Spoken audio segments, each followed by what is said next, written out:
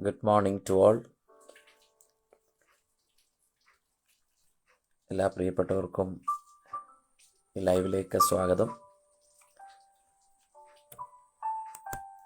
ഇന്ന് ടൈറ്റിലിൽ നിങ്ങൾ കണ്ടതുപോലെ യേശുക്രിസ്തുവിൻ്റെ പൗരോഹിത്യത്തെക്കുറിച്ചൊരു ചെറിയ ചിന്തയാണ് നിങ്ങളുമായിട്ട് പങ്കുവയ്ക്കാനായി താല്പര്യപ്പെടുന്നത്. ഒരു ചോദ്യം പോലെയാണ് ഞാൻ ആ ടൈറ്റിൽ കൊടുത്തത്. യേശുക്രിസ്തുവിൻ്റെ പൗരോഹിത്യം. യേശുക്രിസ്തുവിനൊരു പൗരോഹിത്യം ഉണ്ട് എന്ന് കൃത്യമായി ബൈബിൾ നമ്മെ പഠിപ്പിക്കുന്നുണ്ട്. അത് കൂടുതൽ വ്യക്തമായി നമുക്ക് കാണാൻ സാധിക്കുന്നത് എബ്രായർക്ക് എഴുതിയ ലേഖനത്തിലാണ്. ആ ഭാഗത്തേക്ക് നമുക്കൊന്ന് കടന്നു വരാം. നിങ്ങളുടെ കയ്യിൽ ബൈബിൾ ഉണ്ടെങ്കിൽ, നിങ്ങളുടെ ഫോണിലുണ്ടെങ്കിൽ ആ ഭാഗങ്ങളൊന്ന് തുറന്ന് വായിക്കാം. ഇന്ന് പൗരോഹിത്യമില്ല എന്ന് പറയുന്നവരാണ് കൂടുതലും. ഇനി ഉണ്ടെങ്കിൽ തന്നെ അത് എല്ലാവർക്കുമുള്ള രാജകീയ പൗരോഹിത്യം അതാണെന്ന് പറയുന്നുണ്ട്. അപ്പോസ്തലനായ പത്രോസാണത് രേഖപ്പെടുത്തിയിരിക്കുന്നത്. നിങ്ങളെല്ലാവരും രാജകീയ പുരോഹിത വർഗമാണ്. അതേ പ്രസ്താവന നമുക്ക് പഴയ നിയമത്തിൽ കാണാൻ സാധിക്കും. ഇസ്രായേൽ ജനത്തോട് ദൈവം പറയുന്നുണ്ട്, നിങ്ങൾ എൻ്റെ ജനമാണ്, എൻ്റെ പുരോഹിത വർഗമാണ്. സെലക്റ്റഡായി, സ്പെഷ്യലായി ലെവിറ്റിക്കൽ പ്രീസ്റ്റ്ഹുഡ് നിലനിൽക്കുമ്പോൾ തന്നെ, ലേവ്യ പൗരോഹിത്യം നിലനിൽക്കുമ്പോൾ തന്നെ ഇസ്രായേൽ ജനം ദൈവത്തിൻ്റെ പൗരോഹിത്യ ജനമാണ്. അത് ആ തെരഞ്ഞെടുപ്പിനെയാണ് കാണിക്കുന്നത്. ലേവ്യ പൗരോഹിത്യത്തോട് ചേർന്ന് നിൽക്കുന്ന ആ ഒരു തെരഞ്ഞെടുപ്പിനെ, ഒട്ടി നിൽക്കുന്ന ആ ഒരു തെരഞ്ഞെടുപ്പിനെയാണ് അത് കാണിക്കുന്നത്. എന്നാൽ എബ്രായർക്ക് എഴുതിയ ലേഖനത്തിൽ നമുക്ക് കുറച്ചുകൂടെ അത് വ്യക്തമായിട്ട് കാണാൻ പറ്റും. എബ്രായ ലേഖനം 8-ാം അധ്യായം നമ്മൾ വായിക്കുമ്പോൾ, 7-ാം അധ്യായം അതിൻ്റെ 11 മുതലുള്ള വാക്യങ്ങളിൽ കൃത്യമായിട്ട് പറയുന്നുണ്ട്. 11 മുതലല്ല, 10 മുതലുള്ള വാക്യങ്ങളിൽ, അവൻ്റെ പിതാവിനെ മൽക്കീസേദെക്ക് എതിരേറ്റപ്പോൾ ലേവി അവൻ്റെ കടിപ്രദേശത്ത് ഉണ്ടായിരുന്നുവല്ലോ. ലേവ്യ പൗരോഹിത്യത്താൽ സമ്പൂർണത വന്നെങ്കിൽ അതിൻ കീഴല്ലോ ജനം ന്യായപ്രമാണം പ്രാപിച്ചത്. ലേവ്യ പൗരോഹിത്യത്തിൻ്റെ കീഴിലാണ് ന്യായപ്രമാണം വരുന്നത്. ന്യായപ്രമാണം മോശ മുഖാന്തരമാണ് വരുന്നത് എന്ന് നമുക്കറിയാം. അപ്പോൾ ന്യായപ്രമാണം മോശ മുഖാന്തരം വരുമ്പോൾ ഈ പൗരോഹിത്യം, യേശുക്രിസ്തുവിൻ്റെ പൗരോഹിത്യം എന്ന് പറയുന്നത് ലേവ്യ പൗരോഹിത്യമല്ല, മൽക്കീസേദെക്കിൻ്റെ ക്രമപ്രകാരമുള്ള പൗരോഹിത്യമാണ്. ഇവിടെ അത് കൃത്യമായി പറയുന്നുണ്ട്. അഹരോൻ്റെ ക്രമപ്രകാരം എന്ന് പറയാതെ മൽക്കീസേദെക്കിൻ്റെ ക്രമപ്രകാരം വേറൊരു പുരോഹിതൻ വരുവാൻ എന്താണ് ആവശ്യം എന്ന് ചോദിക്കുകയാണ്. ലേവ്യ പൗരോഹിത്യമല്ലേ വരേണ്ടത്? ആ പൗരോഹിത്യത്തിനല്ലേ കൂടുതൽ സാധുത ഉള്ളത്? കാരണം മോശ മുഖാന്തരം, പഴയ നിയമത്തിൻ്റെ മധ്യസ്ഥനായ മോശ മുഖാന്തരം ദൈവം നേരിട്ട് കൊടുത്ത ദൂതന്മാർ മുഖാന്തരം എന്നാണ് എബ്രായർ ലേഖനത്തിൽ കാണുന്നത്. അപ്പം ദൂതന്മാർ മുഖാന്തരം കൊടുത്ത ന്യായപ്രമാണം ഇരിക്കുമ്പോൾ, ലേവ്യ പൗരോഹിത്യം ഇരിക്കുമ്പോൾ, എന്തിനാണ് മറ്റൊരു ക്രമത്തിൻ്റെ പൗരോഹിത്യ ക്രമം, ഓർഡർ ഓഫ് മൽക്കീസേദെക്ക്, മേലേക്ക് സേദേക്ക് എന്ന 2 വാക്കുകൾ ചേർത്താണ് നീതിയുടെ രാജാവ്. മേലേക്ക് എന്ന് പറഞ്ഞാൽ കിങ്, രാജാവ്. സേദേക്ക് നീതിയുടെ രാജാവാണ്.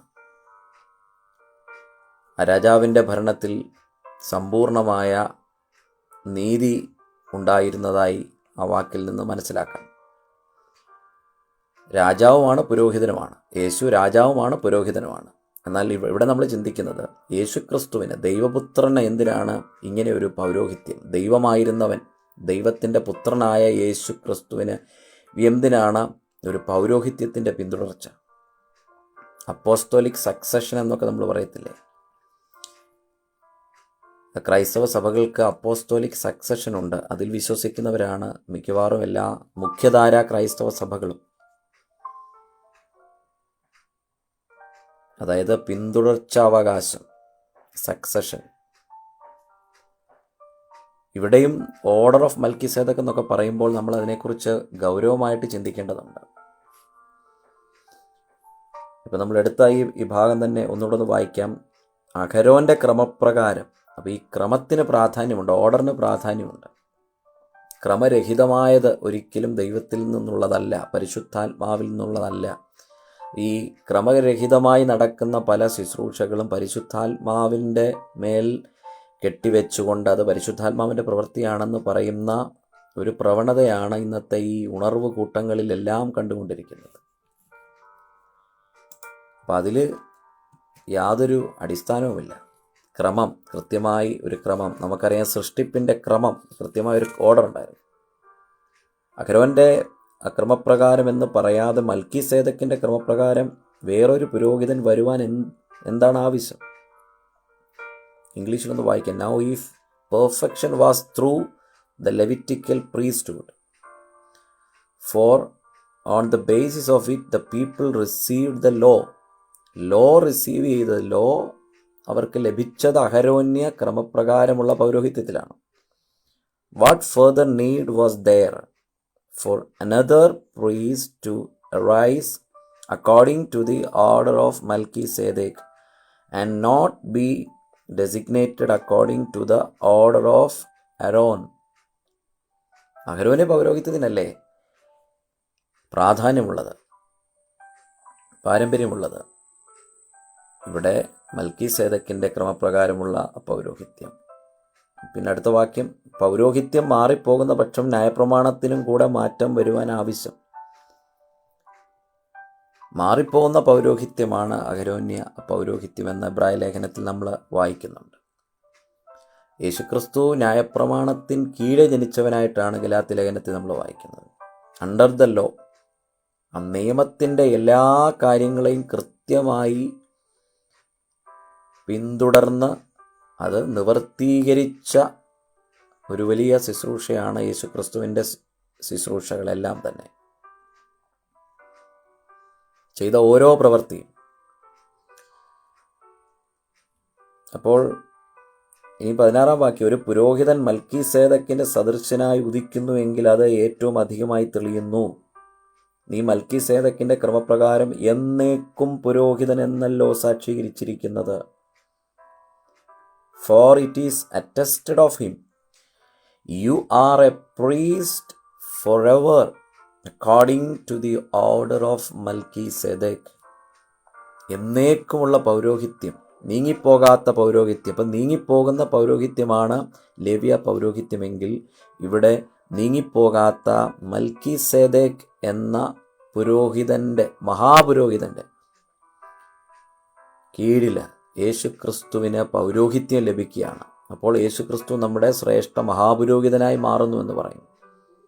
അപ്പം ഈ പല ആളുകളും കൂടുതൽ ഈ പൗരോഹിത്യത്തെക്കുറിച്ചും ന്യായപ്രമാണത്തെക്കുറിച്ചുമൊക്കെ ലേവ്യ പൗരോഹിത്യത്തിൻ്റെ ബേസിൽ ചിന്തിക്കുമ്പോൾ, അടിസ്ഥാനത്തിൽ ചിന്തിക്കുമ്പോൾ ഇവിടെ മൽക്കിസേദക്കിനെ കുറിച്ച് അധികം ആരും സംസാരിക്കുകയോ അതിനെക്കുറിച്ച് പഠിക്കുകയോ ചെയ്യാറില്ല. ഇതൊരു ഗവേഷണത്തിനും കൂടെ പഠനത്തിനും കൂടെയുള്ള ഒരു സമയമായിട്ട് നിങ്ങൾ കരുതി ഇതിനെക്കുറിച്ച് കൂടുതൽ അറിയാനും പഠിക്കാനും. ആരാണ് ഈ മൽക്കിസേദെക്ക്? ഈ പഴയ നിയമത്തിലാണ് നമ്മൾ കാണുന്നത്. നമ്മൾ ആ ഭാഗം ഒന്ന് വായിക്കും. അപ്പോൾ ഇവിടെ കൃത്യമായി you are a priest for ever according to the order of Melchizedek. ഈ പ്രീസ്റ്റ് എന്ന വാക്ക് കേൾക്കുമ്പോൾ പലർക്കും വലിയ പ്രശ്നമാണ്. എന്താണെന്ന് എനിക്കറിയത്തില്ല. ഇത് പല ആളുകളെ തെറ്റിദ്ധരിപ്പിക്കാൻ വേണ്ടി, തങ്ങളുടെ സഭയിലേക്ക് ആളെ കൂട്ടാൻ വേണ്ടി ചില വാക്കുകളെടുത്ത് അതിൻ്റെ കൃത്യമായ അർത്ഥം പഠിക്കാതെ അവർ ഉപയോഗിച്ച് പ്രീസ്റ്റ് എന്ന് പറഞ്ഞാൽ, പുരോഹിതൻ എന്ന് പറഞ്ഞാൽ എന്തോ വലിയ പാപമാണ്, തെറ്റാണ്, അതെന്തോ ഒരു ശരിയല്ല, പുതിയ നിയമത്തിൽ അങ്ങനെയൊന്നുമില്ല അതെല്ലാം പഴയ നിയമത്തിലാണ്. അപ്പോൾ തന്നെ ഇവരെല്ലാം തന്നെ ഇങ്ങനെ പറയുന്നവരെല്ലാം പഴയ നിയമം മാത്രമാണ് 99% അവരുടെ വായിൽ നിന്ന് വരുന്നത്. ആ പഴയ ഉടമ്പടിയുടെ വാക്യങ്ങളും ശുശ്രൂഷകളും രീതികളും ചിന്തകളും ഫിലോസഫിയൊക്കെയാണ് അവരുടെ ഉള്ളിൽ നിന്ന് വരുന്നത്. അപ്പം മോശയുടെ പുസ്തകം വായിക്കുമ്പോഴൊക്കെയും അല്ലേ പൗലോസ് പറയുന്നു, നിങ്ങളുടെ മുഖത്ത് മൂടുപടം കിടക്കുകയാണ്. The book of Moses, law of Moses, അങ്ങനെയാണ് പറയുന്നത്. ദൈവത്തിൻ്റെ പുസ്തകം എന്ന് പോലും പറയുന്നില്ല, മോശയുടെ പുസ്തകം. ദൈവത്തിൻ്റെ പുസ്തകമല്ല, മോശയുടെ പുസ്തകം. ദൈവത്തിനൊരു പുസ്തകമില്ല, മോശയ്ക്കാണ് പുസ്തകമുള്ളത്. നമുക്കാണ് പുസ്തകം ആവശ്യമായിരിക്കുന്നത്, നിയമങ്ങൾ എഴുതിയ പുസ്തകം. പുതിയ നിയമത്തിൽ ഒരു നിയമത്തിൻ്റെ പുസ്തകവുമില്ല. എല്ലാം നിയമത്തിൽ നിന്നും യേശുക്രിസ്തുവിൽ കൂടെ പിതാവായ ദൈവം നമുക്ക് സ്വാതന്ത്ര്യം വരുത്തി കഴിഞ്ഞു.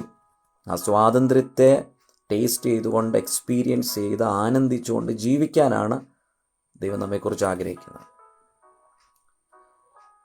ഇനി 5-ാം അധ്യായം അതിൻ്റെ 8 മുതൽ 10 വരെയുള്ള വാക്കുകൾ വായിക്കാം. 5-ാം അധ്യായം 8 മുതൽ 10 വരെ.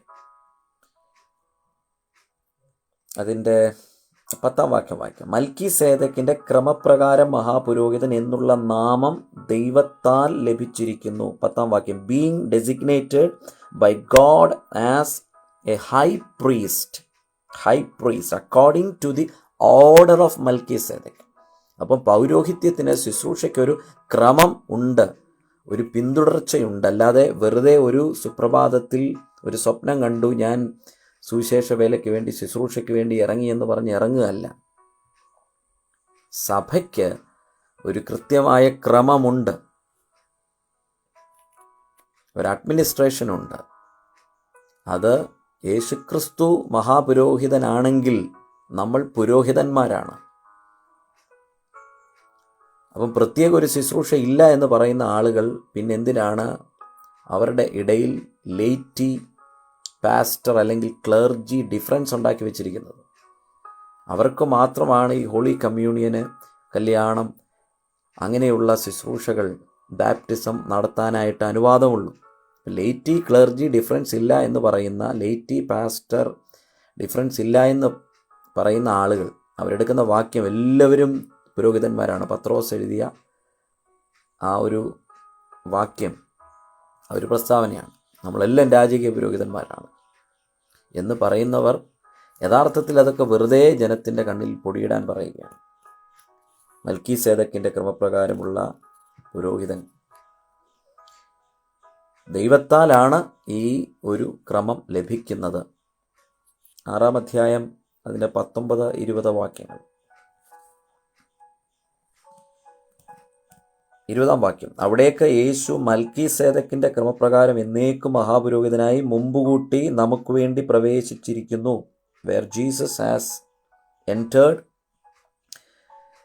as a forerunner for us, having become a high priest forever according to the order of Melchizedek. ഇത് വളരെ ശ്രദ്ധിക്കണം. ഓർഡർ ഇല്ലാത്ത ഒരു ശുശ്രൂഷയും, ഒരു ക്രിസ്തീയ പ്രവർത്തനവും ശുശ്രൂഷകളും, അത് ഒരു കമ്മ്യൂണിറ്റി വോർഷിപ്പ് ആയിക്കോട്ടെ, എല്ലാം എന്തായിക്കോട്ടെ, സൺഡേ സർവീസ് ആയിക്കോട്ടെ, അതൊന്നും പരിശുദ്ധാത്മാവിൻ്റെ അല്ല. Order is very important. God is the God of order. ക്രമരാഹിത്യം, ക്രമ ഇല്ലായ്മ, ഓർഡർലെസ് ആയിട്ടുള്ള കാര്യങ്ങളെല്ലാം ആരിൽ നിന്നാണ് വരുന്നത് എന്ന് നിങ്ങൾ ചിന്തിച്ചുകൊള്ളുക. ഓർഡർ ഇല്ലാതെ വരുന്ന കാര്യങ്ങൾ, എല്ലാത്തിനും ഒരു അഡ്മിനിസ്ട്രേഷൻ ഉണ്ട്. ക്രമപ്രകാരം എന്ന വാക്ക് നിങ്ങൾ ശ്രദ്ധിക്കുക. Order of മൽക്കീസേദക്ക്. 7-ാം അധ്യായം 1 മുതൽ 28 വരെയുള്ള വാക്യങ്ങൾ ഈ മൽക്കീസേദക്കിൻ്റെ പൗരോഹിത്യ ക്രമത്തെ, ദ പ്രീസ്ലി ഓർഡർ ഓഫ് മൽക്കീസേദക്കിനെ കുറിച്ചാണ് പറയുന്നത്. 1-ാം വാക്യം. ശാലേം രാജാവും അത്യുന്നതനായ ദൈവത്തിൻ്റെ മഹാപുരോഹിതനുമായ ഈ മൽക്കീസേദക്ക്. ഇതൊക്കെ വളരെ ഹിസ്റ്റോറിക്കലായി നമ്മൾ പഠിക്കേണ്ട കാര്യമാണ്. ഒന്ന് വായിച്ചേ. ഫോർ ദിസ് മൽക്കീസേദക്ക്, മെലെക് സേദക്, നീതിയുടെ രാജാവ്, ശാലേം രാജാവ്, king of Salem, priest of the most high God എന്നാണ്. മോസ്റ്റ് ഹൈ ഗോഡ് എന്താ അങ്ങനെ പറയുന്ന? Most high God. പഴയ നിയമത്തിലൊക്കെ നമ്മൾ കാണുന്നത് ഒന്നുകിൽ യഹോവ എന്ന് കാണും. എന്താ ഇവിടെ യഹോവ? നമ്മൾ എല്ലായിടത്തും മാറി മാറി യാതൊരു കോണ്ടെക്സ്റ്റും ചിന്തിക്കാതെ പലയിടത്തും നമ്മൾ പല വാക്കുകളും ദൈവത്തിൻ്റെ പല പേരുകൾ ഉപയോഗിക്കുന്നുണ്ട്. ഇതെന്ത് ഈ മോസ്റ്റ് ഹൈ ഗോഡ് നമ്മൾ ചിന്തിക്കേണ്ട കാര്യമാണ്. അവിടെ എന്താ യഹോവ എന്ന് കാണാത്തത്? അല്ലെങ്കിൽ കർത്താവെന്നോ ദൈവമെന്ന് മാത്രം എന്താണ് അവിടെ ട്രാൻസ്ലേറ്റ് ചെയ്യാതിരുന്നത്? ദൈവമെന്ന് മാത്രമോ കർത്താവെന്ന് മാത്രമോ അല്ലെങ്കിൽ യാഹുവേ യഹോവ എന്ന് മാത്രമോ ഒന്നും ട്രാൻസ്ലേഷൻ ഇല്ലാതെ most high God who met Abraham. ഈ മൽക്കിസേദെക്ക് രാജാവാണ്. ഈ രാജാവ് who met Abraham as he was returning from the slaughter of the Kings and blessed him. എന്നിട്ട് അബ്രഹാം ഈ മൽക്കിസേദെക്കിന് ദശാംശം കൊടുക്കുന്നു. അബ്രഹാം അവന് സകലത്തിലും 10 കൊടുത്തു. അവൻ്റെ പേരിന് ആദ്യം നീതിയുടെ രാജാവ് എന്നും പിന്നെ ശാലേം രാജാവ് എന്ന് വെച്ചാൽ സമാധാനത്തിൻ്റെ രാജാവ് എന്നും അർത്ഥം. പിന്നെ ഈ മൽക്കിസേദെക്കിനെ കുറിച്ച് എക്സ്പ്ലെയിൻ ചെയ്യുകയാണ്. അവന് പിതാവില്ല, മാതാവില്ല, വംശാവലിയില്ല, ജീവാരംഭവും ജീവാവസാനവും ഇല്ല. അവൻ ദൈവപുത്രനെ തുല്യനായി എന്നേക്കും പുരോഹിതനായിരിക്കുന്നു. എന്തൊരു കണക്ഷനാണ്! അപ്പോൾ യേശുക്രിസ്തുവിൻ്റെ പൗരോഹിത്യത്തെ മൽക്കിസേദെക്കിൻ്റെ ഈ ഓർഡർ ഓഫ് മൽക്കിസേദെക്ക് എന്ന് പറയുന്ന ഈ ക്രമത്തോട് ബന്ധിപ്പിക്കുമ്പോൾ ഒരുപാട് കണക്ഷൻസ് വരികയാണ്. ഹിസ്റ്റോറിക്കൽ കണക്ഷൻസ് ഇവിടെ കാണാൻ സാധിക്കും. ഈ മൽക്കിസേദെക്കിനെ കുറിച്ച് നമുക്ക് ഉൽപ്പത്തി പുസ്തകത്തിലാണ് കാണാൻ സാധിക്കുക. ഡീറ്റെയിൽ ആയിട്ട് നിങ്ങളൊന്ന് റിസർച്ച് ചെയ്യാൻ നോക്കിക്കുക. ആരാണ് ഈ മൽക്കിസേദെക്ക്? എന്തെങ്കിലും ഒരു സ്പിരിച്വൽ കണക്ഷൻ ഉണ്ടോ? എന്താണ് ഇതിൻ്റെ അകത്തെ ഒരു ഹിസ്റ്റോറിസിറ്റി എന്ന് പറയുന്നത്? യേശുക്രിസ്തുവിനപ്പോൾ പൗരോഹിത്യം ഉണ്ടോ? ഒരുപാട് വർണ്ണനകളാണ് വരുന്നത് ഇതിൻ്റെ അകത്ത്. Without father, without mother, without genealogy. ഇതിനെല്ലാം ആക്ഷരികമായിട്ടാണ് ആളുകൾ പലതും വ്യാഖ്യാനിക്കുന്നത്. നമുക്കറിയാം, ബൈബിള് നമ്മൾ എടുക്കുമ്പം അതിൻ്റെ ടെക്സ്റ്റ് നമ്മൾ എടുക്കുമ്പോൾ സാധാരണഗതിയിൽ നമ്മൾ ഹെർമനോട്ടിക്സ് എന്ന് പറയുന്ന ഒരു ടോപ്പിക് എടുത്തപ്പം അത് സൂചിപ്പിച്ചായിരുന്നു. എങ്ങനെയാണ് എക്സിജിസിസ് ചെയ്യുന്നത്? എങ്ങനെയാണ് ഒരു എക്സിജിസിസ് ഒരു ഭാഗത്തെക്കുറിച്ചൊരു ടെക്സ്റ്റിൻ്റെ എക്സിജിറ്റിക്കൽ സ്റ്റഡി എങ്ങനെയാണ് നടത്തുന്നത്? അതിൻ്റെ ടെക്സ്റ്റ് നമ്മൾ കൃത്യമായി പഠിക്കുകയും അതിൻ്റെ പ്രീ ടെക്സ്റ്റ് പഠിക്കുകയും. പ്രീ ടെക്സ്റ്റ് എന്ന് പറയുമ്പം അധ്യായങ്ങളൊന്നും ഇപ്പം അതിൻ്റെ മുകളിലത്തെ അധ്യായമൊന്നുമില്ല. ചിലപ്പം 2-3 അധ്യായങ്ങളായിട്ടൊക്കെ നമ്മളാണ് തരംതിരിച്ചത്. അപ്പോൾ അതിൻ്റെ പ്രീ ടെക്സ്റ്റ് പഠിക്കണം, അതിൻ്റെ കോണ്ടെക്സ്റ്റ് പഠിക്കണം, പിന്നെ ഓഡിയൻസ് റെലവൻസ് പഠിക്കും. ഇതാണ് ഒരു ബേസിക് അണ്ടർസ്റ്റാൻഡിങ്. ഒരുപാട് ടൂൾസ് ഉണ്ട്, ഒരുപാട് ശാസ്ത്രീയമായ ടൂൾസ് ഉണ്ട് ബൈബിൾ വ്യാഖ്യാനിക്കാൻ. എന്നാലും വളരെ ബേസിക്കായിട്ട് ആ ടെക്സ്റ്റും പ്രീ ടെക്സ്റ്റും കോണ്ടെക്സ്റ്റും ഓഡിയൻസ് റെലവൻസ് എങ്കിലും നമ്മൾ നോക്കിയിരുന്നെങ്കിൽ നമുക്ക് ഇത്രയും വലിയ പാളിച്ചകൾ ഉണ്ടാകത്തില്ലായിരുന്നു, ഇത്രയും സഭകൾ ഉണ്ടാകത്തില്ലായിരുന്നു. 10,000-കണക്കിന്, ഇപ്പം ലക്ഷക്കണക്കിന് സഭകളാണ് ഓരോ ദിവസവും ഉണ്ടാകുന്നത്. കാരണം ഒരു ടെക്സ്റ്റ്, എന്തിനു പറയുന്നു, ഒരു ചെറിയ ഒരു സെൻറ്റൻസ്, ഒരു വാക്യം, ഒരു വേർഡ് എടുത്തുകൊണ്ടാണ് പലരും പുതിയ സഭകൾ തുടങ്ങുന്നത്. അവർ തന്നെ അതിൻ്റെ പോപ്പായിട്ട് മാറുകയാണ്. ഏറ്റവും കൂടുതൽ ഈ ഒരു തെറ്റ് കാണുന്നത് സ്പോണ്ടേനിയസ് ആയിട്ടുള്ള പ്രീച്ചിങ് നടത്തുന്ന ആളുകൾ, യാതൊരു സ്റ്റഡിയുമില്ല, റിസർച്ചും ഇല്ലാതെ ബൈബിളിൻ്റെ പുറത്തോട്ട് ഇനി ഒരു ബുക്ക് നിങ്ങൾ വായിച്ചില്ലെങ്കിൽ പോലും ബൈബിൾ തന്നെ എടുത്ത് വായിച്ചാൽ പോലും കൃത്യമായിട്ട് ഇൻ്റർപ്രറ്റ് ചെയ്യാൻ സാധിക്കും. അക്കാഡമിക്കായിട്ടൊരു യൂണിവേഴ്സിറ്റി ലെവലിലൊക്കെ തിയോളജിക്കൽ സ്റ്റഡീസ് ബൈബിൾ പഠിക്കുന്നവർ ആ രീതി പഠിക്കട്ടെ. അതവരുടെ ഒരു ഒരു പാഷനാണ്, അതവരുടെ ജോലിയാണ്. ഒരു സാധാരണക്കാരനെ സംബന്ധിച്ചിടത്തോളം അത്യാവശ്യം ഇതെങ്കിലും ഒന്ന് ഫോളോ ചെയ്താൽ, ഇപ്പോൾ ആരാണ് മൽക്കീസേദെക്ക്, അത്യാവശ്യം പഠിക്കാൻ ശ്രമിക്കാം. ബൈബിളിൽ നിന്ന് മാത്രം അതിന് നിങ്ങൾക്ക് ഒരു ഇൻഫർമേഷൻ കിട്ടത്തില്ല, പക്ഷേ കുറച്ച് ഹിസ്റ്റോറിക്കലായിട്ട് നിങ്ങൾ സെർച്ച് ചെയ്യേണ്ടി വരും. ഇപ്പം എല്ലാവരുടെയും കയ്യിൽ ഫോണുണ്ട്, ഒന്ന് ഗൂഗിളിലൊന്ന് സെർച്ച് ചെയ്യാം. നിങ്ങൾ സെർച്ച് ചെയ്ത് എടുക്കുന്നത് നല്ല ഡോക്യുമെൻ്റ് ആണെങ്കിൽ, നല്ല ഇൻഫർമേഷൻ ആണെങ്കിൽ, ഒരു നല്ല ഓത്തർ ആണെങ്കിൽ നിങ്ങൾക്ക് കൂടുതൽ അതിൻ്റെ അകത്ത് ക്ലാരിഫിക്കേഷൻ കിട്ടും. അപ്പോൾ ഈ മൽക്കീസേദെക്കിനെ കുറിച്ച് ഞാൻ കൂടുതലായിട്ട് വിശദീകരിക്കുന്നില്ല. എൻ്റെ ഹിസ്റ്റോറിക്കലായിട്ടുള്ള കാര്യങ്ങൾ അടുത്ത ദിവസങ്ങളിൽ നമുക്ക് സംസാരിക്കാം. പക്ഷേ ഇവിടെ ചില ചോദ്യങ്ങൾ ഞാൻ നിങ്ങളുടെ മുൻപിലേക്ക് ഇടുകയാണ്. ഈ പുരോഹിതൻ എന്നൊക്കെ കേൾക്കുമ്പോഴത്തേന് ഇത്ര അലർജി ഉണ്ടാകുന്നതിൻ്റെ കാര്യം എന്താണെന്ന് എനിക്കറിയത്തില്ല. കാരണം ഇവിടെയുള്ള പൗരോഹിത്യ സഭകളെ എതിർക്കാൻ വേണ്ടി, അവരെ എന്തെങ്കിലുമൊക്കെ പറയാൻ വേണ്ടി ആളുകൾ ഓരോ ദിവസവും ഇങ്ങനെ ഉണ്ടാക്കിക്കൊണ്ടിരിക്കുകയാണ്. അവരെ എങ്ങനെ നമുക്ക് സമൂഹത്തിൻ്റെ മുന്നിൽ അപഹാസ്യരാക്കാം. അപ്പോൾ പൗരോഹിത്യം ഇല്ലെന്നും പൗരോഹിത്യ ബന്ധനമെന്നും ഒക്കെ പറഞ്ഞ് കുറേ ടേംസ് ഉപയോഗിച്ചുകൊണ്ട് ആളുകളെ എന്താ പറയുന്നത്, അതിൽ നിന്നും പുറത്തു കൊണ്ടുവന്ന് തങ്ങളുടെ തൊഴുത്തിൽ കെട്ടി ഇവിടെ അടിമകളാക്കിക്കൊണ്ട് എന്ത് മണ്ടത്തരവും അവർ വിശ്വസിക്കുമാറ് അവരുടെ തലയെ ബ്രെയിൻ വാഷ് ചെയ്ത് ഇട്ടിരിക്കുകയാണ്. വളരെ അപകടകരമാണ്. ഈ ബൈബിൾ വ്യാഖ്യാനിക്കുക എന്ന് പറയുന്നത് തന്നെ ഒരു അത്ര എളുപ്പമുള്ള കാര്യമല്ല. കാരണം നമ്മളിവിടെ വായിക്കുമ്പോൾ അവന് മാതാവില്ല, പിതാവില്ല, വംശാവലിയില്ല, ഇവനെത്ര മഹാനെന്നൊക്കെ പറയുകയാണ്. പൗരോഹിത്യം അതുപോലെ ഇവിടെ നമുക്ക് കാണാൻ സാധിക്കുന്നത് ദശാംശം കൊടുക്കുന്നു. അപ്പം ഇതിനകത്ത് ദശാംശവും വരും. എന്താണ് ദശാംശം? അതിലേക്ക് നമ്മൾ പോകുന്നില്ല. അങ്ങനെ പറഞ്ഞ് 10-ാം വാക്യം വരുമ്പോൾ അവൻ്റെ പിതാവിനെ മൽക്കിസേദെക്ക് എതിരേറ്റപ്പോൾ ലേവി അവൻ്റെ കടിപ്രദേശത്തുണ്ടായിരുന്നുവല്ലോ. ഇങ്ങനെ ഒരുപാട് കാര്യങ്ങൾ ഇവിടെ പറയുകയാണ്. അപ്പം എനിക്ക് ചോദിക്കാനുള്ള ഒരു ചോദ്യം എന്ന് പറയുന്നത്, ഇതിൻ്റെ അകത്ത് എഴുത്തുകാരൻ ഓദർ ചോദിച്ച ചോദ്യം തന്നെയാണ്. അഹരോൻ്റെ ക്രമപ്രകാരം ഒരു പൗരോഹിത്യം ഇരിക്കുമ്പോൾ ആ പൗരോഹിത്യത്തെ വില കുറച്ച് കണ്ടതാണോ, അല്ലെങ്കിൽ വില കുറച്ച് കാണേണ്ട ആവശ്യമുണ്ടോ? ഇവിടെ ഒരു ചോദ്യം തന്നെ ഉണ്ടോ? 7-ാം അധ്യായം 11-ാം വാക്യം, അഹരോൻ്റെ ക്രമപ്രകാരം എന്ന് പറയാതെ മൽക്കിസേദെക്കിൻ്റെ ക്രമപ്രകാരം വേറൊരു പുരോഹിതൻ വരുവാൻ എന്താണ് ആവശ്യം? അതാണ് എനിക്ക് ചോദിക്കാനുള്ളത്. ആ വിഷയത്തിലാണ് നമ്മൾ ഒരു സ്റ്റഡി നടത്തേണ്ടത്. എന്താണ് ആവശ്യം? ദൈവത്തിൻ്റെ പുത്രന് ഇങ്ങനൊരു പൗരോഹിത്യത്തിൻ്റെ ആവശ്യമുണ്ടോ? ഇനി ആരാണ് ഈ മൽക്കിസേദെക്ക്? ഈ പേഴ്സൺ ആരാണ്? ശാലേം രാജാവെന്നും നീതിയുടെ രാജാവെന്നും മേലെക് സേദെക്ക് അല്ലേ, 2 എബ്രായ പദങ്ങൾ ഇങ്ങനെ കൂട്ടിച്ചേർത്തിരിക്കുക. നമുക്ക് ഉൽപ്പത്തി പുസ്തകത്തിൽ അത് കാണാൻ സാധിക്കും അല്ലേ. ഉൽപ്പത്തി പുസ്തകം വളരെ കൃത്യമായിട്ട് അതിനെക്കുറിച്ച് പറയുന്നുണ്ട്. അപ്പം എന്താണ് ഇതിൻ്റെയൊക്കെ അർത്ഥം? ഇങ്ങനെയൊരു ക്രമത്തിൻ്റെ ആവശ്യം എന്താണ്? ഒരു ഓർഡറിൻ്റെ ആവശ്യമുണ്ടോ?